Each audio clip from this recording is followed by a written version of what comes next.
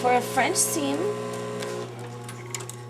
we will have the same seam allowance as any other seam, but we're going to divide it into 2 steps.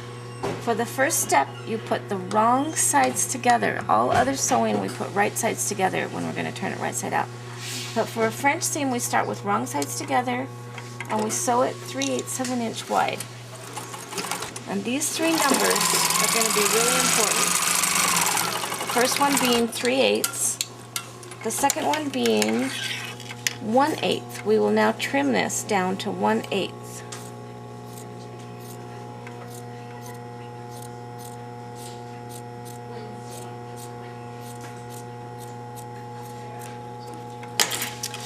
And then we reverse it, and I like to press it at this point so that we can have that seam. Can I borrow that?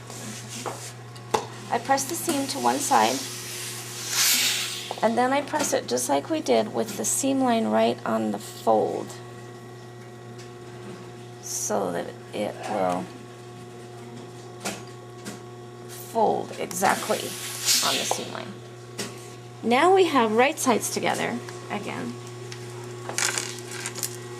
and the final number to remember is 2/8 here, or 1/4 is the final seam allowance, which means we have actually taken up 3/8 plus 2/8, even though we trimmed the 3/8 down to 1/8, and that makes a perfect seam allowance of 5/8.